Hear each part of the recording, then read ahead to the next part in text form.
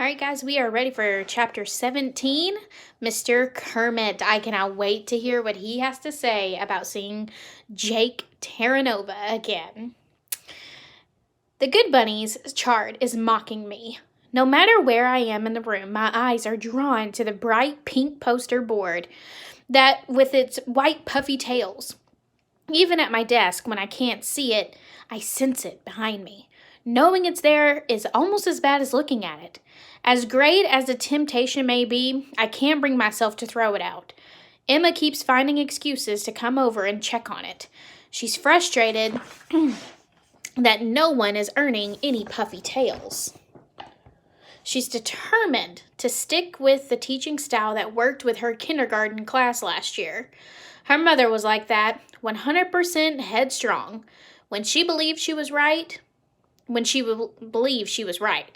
Middle schoolers won't excel for that kind of infantile reward system, and these particular middle schoolers wouldn't excel if you put 10,000 volts to the soles of their feet.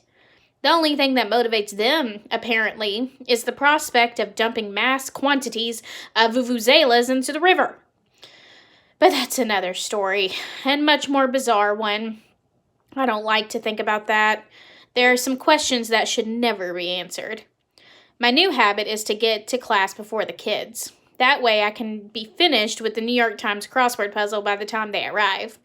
Just because the school saddled me with the worst class in the district doesn't mean I have to pass that disrespect on to the students. They deserve better. Some of them. One or two. And anyway, all of them jumped into the river when they thought their teacher was drowning. That says something. I'm not sure what. As I spread the newspaper out, I have to push the toilet bowl to the edge of the desk, which sends some papers scattering to the floor. A couple of weeks ago, I could barely have noticed, but now that this place looks sort of like a real classroom, it's worth a little effort to keep things neat.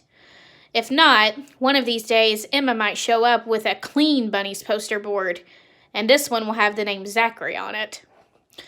I'm about to toss the papers when I recognize the first page.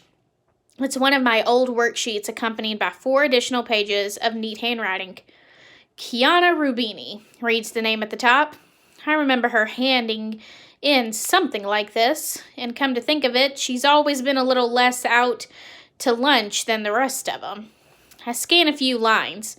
It's an essay, of all things, and it seems to be pretty well written. I read on, drawn in by her compelling sentences and well-constructed arguments about mass transit. She's really enthused about the subject, and she expresses herself beautifully. What's she doing in SCS 8? This is brilliant work. Any teacher would be delighted to receive an essay like this. Why, back when I was first starting out, my vision clouds. That was a long time ago, when teaching was more than a job. It was a sacred mission. I was young and stupid then, and I vowed never again to make the mistake of caring about the students. I cared about Jake Terranova once. Look where that got me. Sorry, guys.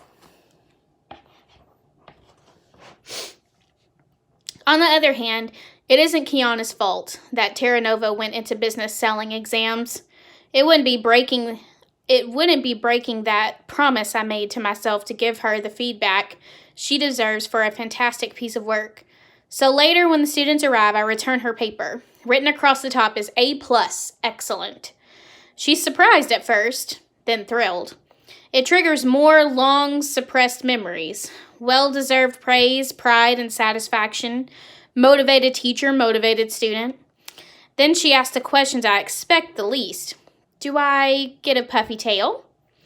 Why would Good Bunnies even be on the radar screen of someone capable of writing such a top-notch essay? But I reply, sure, why not?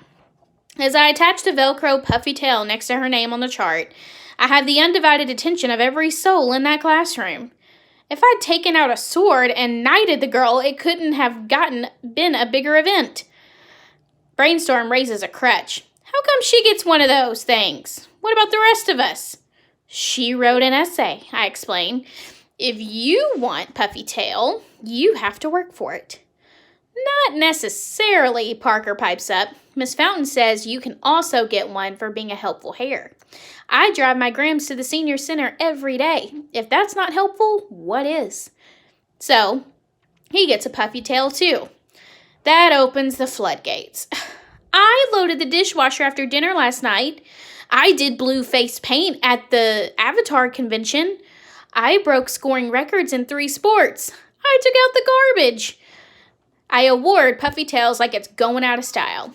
True, most of these accomplishments aren't very impressive, but puffy tails themselves are so meaningless that it would be hypocritical to raise the standard to earn them. Raheem gets one for staying awake long enough to receive it. Only Aldo can't come up with anything better than, on the bus today, this kid tripped over my book bag, and I landed in gum. I sigh.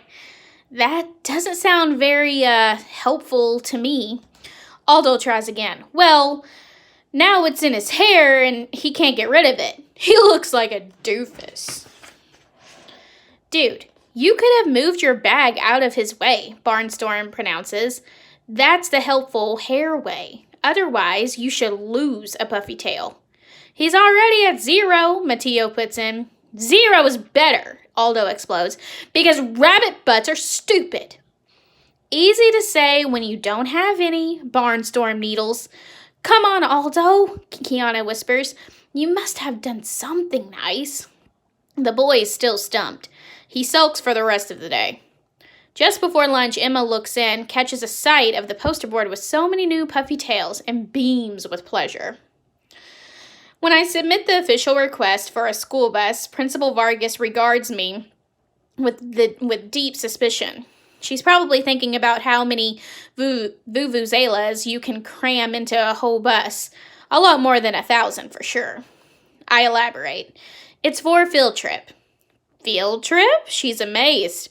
For your kids? Where? We're going to Terra Nova Motors. Speaking those words is even harder than I thought it would be. We've been invited to tour the repair shop.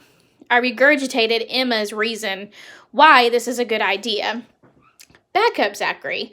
I've known you for a long time. Why would you go anywhere near Jake Terra Nova? I sigh. Emma found him at some country club shindig. She's a serious busybody, that one. She told him about the Spirit Week kerfuffle and how it dredged up what happened. Now he wants to make amends. The principal folds her arms in front of her. And you want to give him an opportunity to clear his conscience? It's not me, I admit. It's the kids. They came alive when he walked into the room. They consider him some kind of celebrity. Listen, Christina. I know they're awful, but what we did to them is just as awful.